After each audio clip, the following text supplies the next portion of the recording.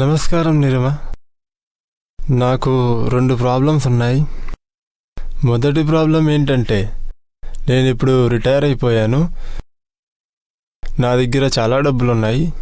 ఎలాగైతే నేను మా ఆవిడ ఎంతో చక్కగా సంతోషంగా బతికేయచ్చు. డబ్బులు అవసరం మాకు లేదు.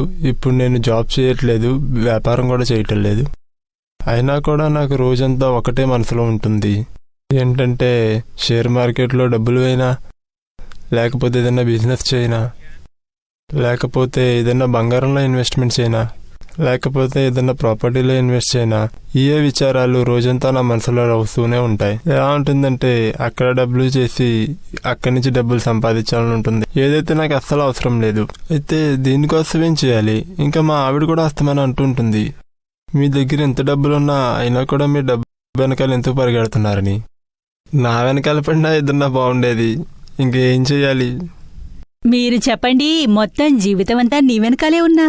పెళ్లి చేసుకున్నప్పటి నుండి ఎన్నేళ్ళయింది కంప్లీట్ రిటైర్మెంట్ తీసుకుని? 7 సంవత్సరాలైంది. మరి 7 ఏళ్ల నుండి డబ్బు సంపాదించాలని కోరిక పోవట్లేదా మీకు? అస్సలుండదు. ఎప్పుడైతే షేర్ మార్కెట్ పైకి వెళ్ళిపోతుందో అప్పుడు నాకు అనిపిస్తుంది, ₹1,00,000 ఇన్వెస్ట్ చేసుంటే 1,50,000 వచ్చేది.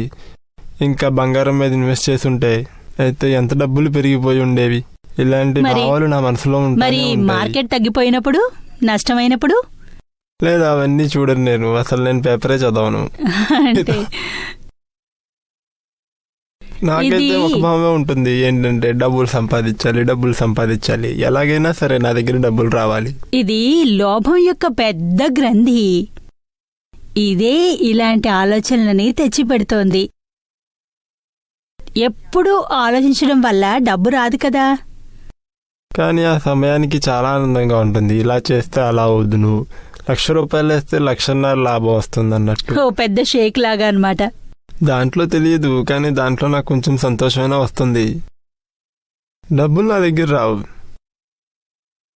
ఇది మీ కల్పన ఆనందం. అది నిజమైన ఆనందమా ఏంటి? వాస్తవిక ఆనందమా? లేదు, దీంట్లో వాస్తవిక ఆనందాలు లేవు. ఇందులో వేస్ట్ ఆఫ్ టైం ఉంది. ఎన్నో రాత్రులు నాకు నిద్ర పట్టడం లేదు. ఎందుకంటే డబ్బులు రాలేదు, నా దగ్గర డబ్బులు రాలేదని. అనవసరమైన డబ్బు నాకు అవసరం లేకపోయినా అయినా నా దగ్గర వస్తూనే ఉంటుంది. మీ దగ్గరకు డబ్బు రాదు, మీకు లాభమూ లేదు. ఇలా చేస్తూ చేస్తూ అలాగే ఉండకూడదు. మీకు నిద్ర పట్టక నిద్ర మాత్రలు తినే స్థితికి రావాల్సి ఉంటుంది. హై బ్లడ్ ప్రెషర్ వచ్చి ఇక మీ ఆరోగ్యంపై దీని ప్రభావం బాగా పడుతుంది. నిద్ర పట్టకపోతే ఏమవుతుంది మరి? మీ చేతులతో మీరే మీ కాళ్లకు సంఖ్యలు వేసుకుంటున్నారన్నమాట. నిజమే. చాలాసార్లు నాకు ఏమనిపిస్తుందంటే, డబ్బుల గురించి ఆలోచించే బదులు దేవుడి గురించి ఆలోచిస్తే బాగుంటుందేమోనని. 1-2 నిమిషాలు అనుకుంటాను దేవుడి గురించి, కానీ మళ్ళీ డబ్బే నాకు గుర్తుకొస్తుంది. ఏ విధంగా డబ్బులు సంపాదించాలి నేను? భగవంతుడి కంటే డబ్బు ఎక్కువైపోయింది. దానిపైన చాలా ఇంప్రెషన్ పడిపోయింది. అయితే దాన్ని ఎలా బయటికి తీయాలి?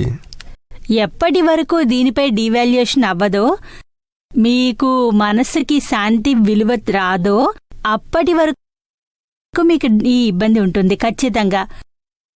మీకు తినడానికి, ఉండడానికి చాలినంత డబ్బు ఉంది కదా. ఇక మీరు కొత్త బిజినెస్లో డబ్బు పెడితే ఉన్నది కాస్త పోతుంది, అది కూడా పోతుంది కదా. వెయ్యను, కానీ ఆలోచిస్తూ ఉంటాను. ఏంటంటే, డబ్బులు ఇంకా రావాలి, గోల్డ్లో ఇన్వెస్ట్ చేయాలి, షేర్ మార్కెట్లో వేయాలి, ప్రాపర్టీ తీసుకునే ధైర్యం మాత్రం లేదు. అలా డబ్బులు నేను ఎప్పుడు తీయను. ఇది లోభం గ్రంథే. ఇది మిమ్మల్ని ఇబ్బంది పెడుతోంది. చేతికి వచ్చేది ఏమీ ఉండదు, కేవలం ఇబ్బంది మాత్రమే పెడుతుంది. లేదు, నాకు తెలిసేది తప్పని, కానీ అయినా దీంట్లో నుంచి బయటికి లేదు. నిశ్చయించుకో. ఇలాంటి విషయాల్లో టైంపాస్ చేయడం వల్ల లాభం ఏమిటి? దేవుడి పేరు తీసుకుంటే మంచిది కదా. లేకుంటే ఏమీ పర్వాలేదు, దేవుణ్ణి మరి స్మరించకపోతే కనీసం అనుసరించే దేవుణ్ణి. ఎవరికైనా సాయం చెయ్యి, హెల్పింగ్ నేచర్ని ఉంచుకో. లేదా చారిటీలో సాయం చెయ్యి, ఒక డబ్బుతో కాకపోతే ఫిజికల్ వర్క్ చేసి ఎవరికైనా హెల్ప్ఫుల్గా ఉండు. ఇందులో నీ సమయము గడుస్తుంది, చెత్త ఆలోచనలు టైం ఉండదు. ఎన్నోసార్లు ఏమవుతుందంటే రిటైర్మెంట్ వచ్చాక మనసు ఖాళీ అయిపోతుంది. దానికి అసలు ఇంకే ఎటువంటి పని ఉండదు. ఇక మనసు చంచలం, ఖాళీగా కూర్చుని ఉండదు. రెండోది మూడోది మీరు అంటున్నారు కదా, ఇలాంటివేవీ ఉండవు. వెతుక్కుంటూ మనసు ఇక అంటారు డెవిల్గా మారిపోతుందన్నమాట. సైతాన్లాగా అయిపోతుంది. సైతాన్లాగా అయిపోతే ఎవరు వీరికి పని లేకుంటే దీనికి బుర్ర తొలుస్తూ ఉంటుంది. మీకు డబ్బు ఆలోచనలు వస్తుంటే నీకు చెడు ఆలోచనలు వస్తాయి. ఇలా ఉంటే అలా చేసి చూడు, ఇలా అంటే అలా చెయ్యి. దీంతో గొడవపడి ఏముంది చెప్పు, తిన్నగా చెయ్యి. ఇదేముంటుంది, ఏమేం జరగదు, లాభం ఉండదు, కానీ మనసు పాడవుతుందంతే. అయితే ఇప్పుడేం చేయాలి నీరుమ గారు? నిన్ను నువ్వు నిలదొక్కుకో, నీ మనసుని కంట్రోల్లో ఉంచుకో. ఇంకోటి ఏంటంటే నా ఆవిడ చాలా బాగా వంట వండుతుంది. తినేటప్పుడు కూడా చాలా ఆనందం వస్తుంది. అయినా కూడా నాకు అనిపిస్తుంది బయటికి వెళ్ళి ఏదన్నా రవ దోశలు తిన్నా అని, లేకపోతే సాంబార్ పడుతున్నా, లేకపోతే అట్లు తిన్నా, ఇలాంటివన్నీ వస్తూనే ఉంటాయి. ఇంకా తనకి చెప్తే ఇది చాలా ప్రాబ్లం వస్తుంది. ఈ లోపలే అన్నీ జరుగుతూ ఉంటాయి. ఇవాళ ఎక్కడికైనా వెళ్ళినా, లేకపోతే ఇవాళ హోటల్కి ఏదైనా వెళ్ళినా, అక్కడికి వెళ్ళి భోంచేయినా, ఇవన్నీ ఏంటండి నిర్మ గారు? ఇది తిండిపై చాలా ఇంట్రెస్ట్ ఉండడం అన్నమాట. ఇష్టం, తిండిపై ఆసక్తి ఉంటే పర్వాలేదు, కానీ కోరిక పెరిగిపోయింది. అదే ధుని అయిపోయింది. ఇంట్లో అయితే భోజనం చాలా బ్రహ్మాండంగా ఉంటుంది. అయినా కూడా నాకు బయటికి వెళ్ళి ఎదురు తినాలనిపిస్తుంది. దోశలు తిన్నా, లేకపోతే తినడానికి వెళ్లరు, కానీ కేవలం మనసు అనిపిస్తుందా? అస్తమానం కాదు. మీ భార్య ఎంత అందంగా ఉంది, కానీ బయటికి వెడితే ఇంకేముంది, అదే పని అవుతుంది కదా. అలాగే అయ్యింది మరి. అదైతే ఇక దృష్టి పాడైపోతుంది మీది. ఏముంది దానివల్ల లాభం? ఇక ఏమీ లభించదు దీనివల్ల, దృష్టి పాడవడం తప్పితే. మహా స్ట్రాంగ్గా ఉండాలి. మనసులోనూ ఏదో శంకు ఉంది. మోరాలిటీ చెడుగా ఉండకూడదు. మనకు ఎంత ఉంటే అంతే మన దృష్టి ఉండాలి. మనకు బయటకు దానికంటే మించి ఉండకూడదు. తినాలని అనిపిస్తే భార్యకి చెప్పండి, మీరు చెయ్యండి. ఆమెకి ఈరోజు చేసే మూడ్ లేకపోతే బయటికి వెళ్ళి తిందామనండి, ఇద్దరూ కలిసి వెళ్ళండి. కానీ మనసుకు చెప్పండి, అక్కర్లేని వాటికి వెనకాల పరుగులెందుకు తీస్తున్నామని, నోరు మూసుకుని కూర్చోమని చెప్పండి. నీకు దొరుకుతున్నాయి కదా కావాల్సినవి. నిర్మా గారు, ఇంకో ప్రాబ్లం కూడా ఉంది. ఏంటంటే మా ఆవిడ ఎప్పుడైతే ఇంకోళ్ళతో మాట్లాడుతుందో, పెద్ద గోడలతోటి, చిన్న గోడలతోటి, లేకపోతే తోటి గోడలతోటి ఎవరితోన్నా మాట్లాడేటప్పుడు తనకప్పుడు అర్థం కాదు ఏం మాట్లాడాము, ఏం చేసావు అన్నది. చిన్న తోటి గోడలు ఏదన్నా చెప్తే అది తీసుకెళ్లి మళ్ళీ పెద్ద ఆవిడికి చెప్పడం అనేది చేస్తుంది. ఇంకా కొడుకు ఏదన్నా చెప్తే వెళ్ళి పిల్లానికి వెళ్ళి చెప్పేస్తుంది. ఇంకా దీని పట్ల జరిగేది ఏంటంటే పెద్ద గొడవ అవుతుంది. అయితే నేను ఎన్నోసార్లు తనకి చెప్పాను, ఏంటంటే నువ్వు ఏదైతే వింటావో నీ చెవులతోటి, దాన్ని ఇంకో చెవితో వదిలేయి. ఏదైతే నువ్వు కళ్ళతో చూస్తావో అది కూడా చూసినట్టే మర్చిపోవు. కానీ తను ఏం చేస్తుందంటే ఏదన్నా చెవులతో వింటే అది ఇంకోళ్ళకి వెళ్ళి నోటితో చెప్పేస్తుంది. ఏదన్నా కళ్ళతో చూస్తే అది కూడా ఇంకోళ్ళకి వెళ్ళి నోటితో చెప్పేస్తుంది. ఇంకా దీని పట్ల అన్నీ జరిగేది ఏదన్నా ప్రాబ్లమ్స్ ఏదన్నా ఉంటే అవి నేనే ఎదుర్కోవాలి. ఇప్పటి వరకు 40 సంవత్సరాల పైన అయిపోయింది మా పెళ్ళయి. ప్రతి ప్రాబ్లంకి సొల్యూషన్ వచ్చింది. కానీ ఈ ప్రాబ్లం అయితే మా ఆవిడికి ఏదైతే ఉందో ఈ ప్రాబ్లం, అది యాజ్ ఇట్ ఈస్గా ఇప్పటికీ అలాగే ఉంది. దానికి సంబంధించి ఏదన్నా సొల్యూషన్ ఉందా నిర్మా గారు? మీ వారు చెప్పింది నిజమేనా? నిజంగానే చెప్తున్నారా? నమస్తే నీరుమా, ఆయన చెప్పింది నిజమే. నాకు మాట్లాడే అలవాటు ఉంది. ఈ అలవాటు నుండి నేను బయటపడాలి. నేను చెబుతూనే ఉంటాను, మనసులో ఏమీ ఉండదు. మనసులో ఉండదా? ఎన్నోసార్లు నేను చెప్తూ ఉంటాను, ఏంటంటే నువ్వు నోరు మూసుకొని నేను నీకు డబ్బులు ఇస్తానని. అయినా కూడా డబ్బు తీసుకుంటుంది, మాట్లాడుతుంది కూడానా? డబ్బు తీసుకోను. నేను ఎప్పుడూ డబ్బు తీసుకోలేదు. చేయనిస్తావు. తనని నోటిని మూయించాలంటే నా మట్టికి దేవుడు కూడా వచ్చేవి చేయలేడని అనిపిస్తుంది. కానీ నేను ఈశ్వరుని మించిందని కాదు. ప్రయత్నిద్దాం తప్పకుండా. ఇలా మనం ఏదైనా మాట వింటాం కదమ్మా, మనం దాన్ని వెంటనే నోటీస్ చేస్తాము, నోట్ డౌన్ చేస్తాము. నోట్ డౌన్ ఉంటుంది కదా, అక్కడ ఇబ్బంది మొదలవుతుంది. నోట్ డౌన్ చేయాల్సిన పనేం ఉండదు.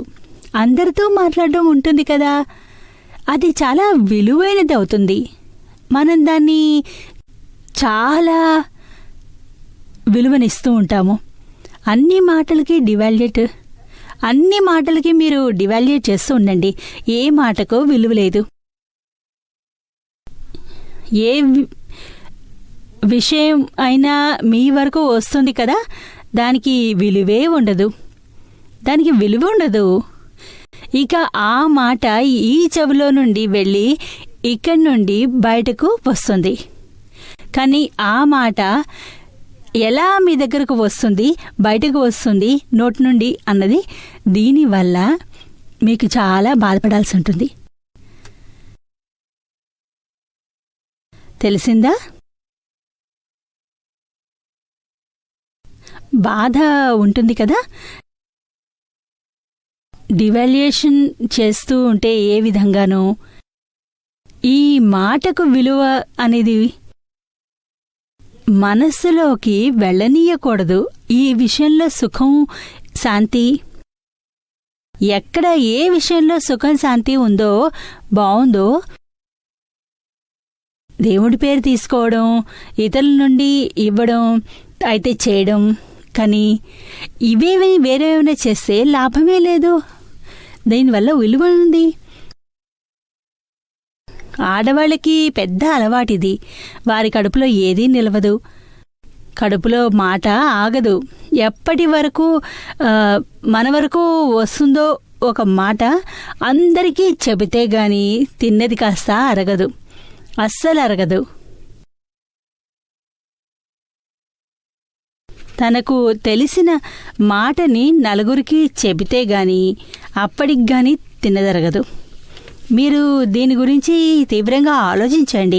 అప్పుడే లాభం అనేది ఉంటుంది, లాభ నష్టాలు ఉంటాయి. మీతో ఎవరైనా ఏదైనా అంటారు కదా, సపోజ్ మీ చిన్న తోటి కోడలు పెద్ద తోటి కోడలు ఏదైనా అంటే గనక, చిన్న కోడలు మీతో ఏమంది, తోటికోడల్ని చూడు ఎప్పుడూ బయటే తిరుగుతూ ఉంటుంది. నేను చెబుతుంది ఏ విధంగా ఈ మాటలు చెప్పడం వల్ల నష్టం ఉంటుంది అనేది. దానికి మేము ఒక ఉదాహరణ చెప్తా నేను, అది మీకు అర్థమవుతుంది. మీకు మీ పెద్ద తోటి కోడలు అంది, చూడు ఈ చిన్న తోటి కోడలు ఇప్పుడే వచ్చింది, కానీ ఏం తెలుసు, ఎప్పుడు చూసినా ఎప్పుడు ఇంట్లోనే ఉండదు. ఆమెకి జరగడం అంటే ఎంత ఇష్టమో తెలీదు. ఎక్కడికి వెడుతుందో, ఆమె తన పుట్టింటికి వెళ్తుందో, ఫ్రెండ్స్ దగ్గరికి వెళ్తుందో, ఎక్కడికి వెళ్తుందో తెలీదు. మీరు ఈ విషయానికి చాలా విలువిచ్చారు. అరే ఈ తోటికోడలు నిజంగా అందమైంది, ఎంత అందంగా ఉంటుందో, యవ్వనవతి, ఎప్పుడు చూసినా ఈమె రోడ్డు మీదే ఉంటుంది, మిత్రుల దగ్గరికి వెళ్తుంది, ఏం చేస్తుందో. మరిదేమో ఉద్యోగానికి వెళ్ళిపోతాడు పొద్దున్ననగా, రాత్రి 8 గంటలకు వస్తాడు. ఇక పెద్దావిడంటుంది, ఎక్కడో చూసి ఉంటుంది తిరగడం. మీరు అంటున్నారు అంటే మీ వారికి వెళ్ళి చెప్పేశారు, చూడు ఈ చిన్న కోడలు వచ్చింది, ఆమె తిరుగుబోతూ మిత్రుల వద్దకు వెళ్ళిపోతుంది. అప్పుడు ఈమెకి తెలిస్తే చాలా కోపం వస్తుంది. అరే ఎలా ఎలా వచ్చింది, మన ఇంట వంట లేదు ఇలాంటిది. అలా వెళ్ళి చిన్న తమ్ముడు దగ్గరికి వెళ్ళి చెప్తాడు, ఏమిటిది ఇలా చేస్తున్నావు, ఎలాగ కంట్రోల్ చేయడు. అలాగా ప్రాబ్లం పెద్దదవుతుంది. ఏం వెతకలేదు, అసలు నిజమేమిటో ఎవరికీ తెలీదు. ఇక చెప్పడంలో ఉండిపోయి ఎంతో అలా అవుతుంది. దూరదృష్టి అనేది ఉండదు. ఏ ఆశయంతో ఏ మాటలు అయ్యాయి. ఇక పెద్దావిడంటుంది అత్తగారు చెప్పింది అని, అత్తగారే చెప్తోంది అని. అత్తగారిని వెళ్ళి అడిగితే అత్తగారంటుంది, కొత్త కోడలు ఎప్పుడు పుట్టింటిని గురించి గుర్తు చేసుకుని ఏడుస్తూ ఉంటోంది, చాలా ఏడుస్తోంది. నేను చెప్పాను, సరే వెళ్ళమ్మా, మీ అమ్మ దగ్గరికి వెళ్ళిరా, నీ ఫ్రెండ్స్ దగ్గరికి వెళ్ళిరా, మనసు కాస్త చల్లబడుతుంది, లేకుంటే నువ్వు ఏడుస్తూ ఏడుస్తూ డిప్రెషన్లోకి వెళ్ళిపోతావు అని నేనే పంపాను దాన్ని. చూడు, మాట ఎక్కడి నుండి ఎక్కడికి వెళ్ళిపోయిందో, ఎక్కడి నుంచి ఎక్కడికి వెళ్ళిందో. ఇలా అవ్వచ్చు కదా, అలాగే అవుతుంది.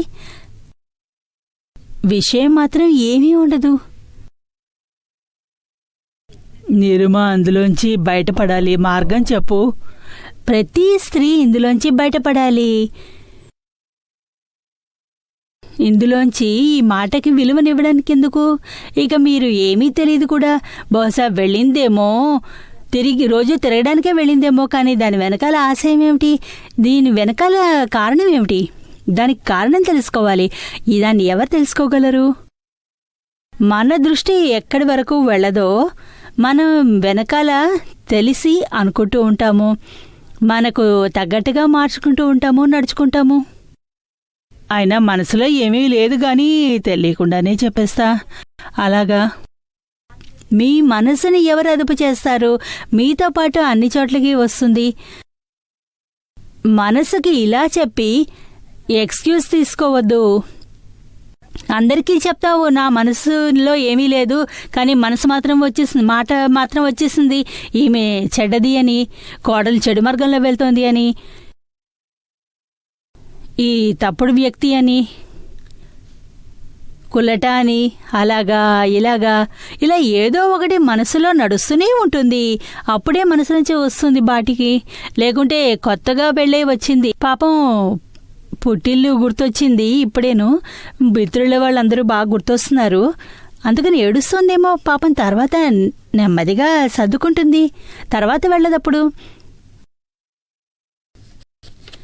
కానీ మనమేమో మన వైపు నుండి ఎవరి మాటలో విని అన్నీ నమ్మేస్తూ ఉంటే మనకు ఏమీ తెలీదు. మనం విన్నాము, చెప్పేశాము, అంతే, వెళ్ళి ఇంకోటికి వెళ్ళింది. ఇక రైలు బండి ఎక్కడి నుండి వెళ్ళింది, ఎక్కడికి వెళ్ళింది ఏమీ తెలీదు. మధ్యలో వచ్చిన ప్యాసింజర్స్ అందరూ వచ్చేశారు. మీరే నేర్చుకోండి, ఈ విషయాలన్నిటి నుండి బయటపడండి. ఎందుకు ఇవన్నీ? ఏదైనా వస్తువు గురించి మాట్లాడు, కానీ ఏ వ్యక్తి గురించైనా మాట్లాడు, నిశ్చయించుకో మనసులోనే. ఏ వ్యక్తి గురించి మాట్లాడద్దు. లక్షల గురించి మన గురించి చెప్పినా ఆ వ్యక్తి గురించి చెబితే ఇక దానికి క్రాస్ చేసేసేయి. నాకు ఇలా చెప్పకూడదు, నేను ఎంత రాగద్వేషాలుంటాయి, ఎన్ని గొడవలు వస్తాయి, అగ్ని పర్వతాలు పగిలిపోతాయి, జీవితం పాడైపోతుంది. మన చిన్న అపార్థం వల్ల పాపం అతను మరిది, పాపం మరదల మధ్య గొడవలు మొదలవుతాయి. చిన్న మాట వల్ల చాలా పెద్ద స్వరూపం అవుతుంది. ఇక ఏ మాత్రమూ విలువలేదు దీనికోసం. ఏ విషయానికి ప్రపంచంలో విలువే లేదు. అన్నిటికంటే విలువైనది మనశ్శాంతి. మన వల్ల ఇతరులకు శాంతి లభించాలి. వేటి వల్ల మనకి ఆ శాంతి దొరుకుతుందో, మనకి శాంతి ఉంటుందో, ఆ వస్తువు వల్ల ఎటువంటి లాభం లేదు. దీని వెనకాల ఎలాంటి సైకాలజీ పనిచేస్తుంది? నార్మల్లీ నేను గమనించాను, లేడీస్కే ఇలా అవుతుంది, బాయ్స్లో ఇలా ఉండదు. మరి వాట్ ఈజ్ దట్? దీని వెనకాల ఈ కుతూహలం ఉందే స్వభావం, స్త్రీ యొక్క స్వభావం ఉంటుంది కదా, వారి దృష్టి చాలా షార్ట్గా ఉంటుంది, చాలా చిన్న విజన్ ఉంటుంది. బ్రాడ్ మైండెడ్గా కాదు, బ్రాడ్ విజన్ ఉండదు, చాలా సంకుచితమైన మనసు. ఏ మాటని తన సంకుచిత భావంతోనే చూస్తుంది. ఒకే యాంగిల్ని చూస్తుంది తన యాంగిల్ ప్రకారంగా. దానికి కాస్త సోదరి అన్న స్వభావం ఉంటుంది. శంఖ అనుమానం ఉంటుంది, ఇక అనుమానంగా మొదలవుతుంది, ఇక శంఖ మొదలవుతుంది. శంఖ ఎప్పుడూ నిజం కాదు. శంఖ భయంకరమైన భూషణం, భయంకరమైనది మనిషికి. స్త్రీలో చాలా ఉంటుంది. ఏ మాటని పాజిటివ్గా చూడదు, నెగిటివ్గానే చూస్తుంది. కానీ నిరుమ ఈ కేసులో పాజిటివ్ చూడాలి. ఇవి మీరు ఆవిడతో చెప్పారు, మీరన్నారు ఎవరి నుండైనా తోటికోడల చరిత్ర ఉంది, ఇది తప్పక అలాగా విజన్ ఉంటుంది, దీనివల్ల లాభం, దీని పాజిటివ్ని ఎలా చేస్తారు? నాకు ఇంకోరి మాట పడాల్సిన పనే ఉంది. నేను ఇంకోరిని ఏ విధంగా నమ్మాలి? నాకు తెలిసిన విషయం నిజమని. ఎప్పటి వరకు నేను స్వయంగా కళ్ళతో చూడనో తప్పు కావచ్చు, అవుతుంది కూడా ఆ విషయం, కానీ అవ్వచ్చు కూడాను. మరి వయావయాగా వచ్చిన విషయాన్ని మనం సత్యమే అనుకుంటే ఎలా? వయావయా కాదు, నేను స్వయంగా చూశాను, నేను స్వయంగా 1-to-1 విన్నాను, అప్పుడు ఫస్ట్ పర్సన్ అవుతారు. అది కాకుండా ఏదైనా వయా అవుతుంది. ఈమె అంటుంది తోటికోడలు అంది అని స్వయంగా విన్నాను అని. తోటికోడలు చెప్పింది నిజమా? కానీ ఇది వయావయా అయింది. అత్తగారు తోటికోడలికి చెప్పింది, అది కూడా వయావయా అయింది. చిన్న కోడలు స్వయంగా తిరగడానికి వెళ్తున్నా అంటే నా క్యారెక్టర్ మంచిది కదా కాదు అని. అది కూడా 1-to-1 అవ్వదు. అది కూడా చెప్పడం అనేది ఉండదు. ఈ మన విషయాన్ని పాడు చేసుకోవడమే అవుతుంది తప్పితే దీనివల్ల లాభం మాత్రం ఏమీ ఉండదు. మనం దుఃఖిస్తామో ఇతరులని దుఃఖించేలా చేస్తామో, ఇందులో దొరికేదేముంది? మనల్ని స్వయంగా అన్నది మీ ఆవిడని అనదా?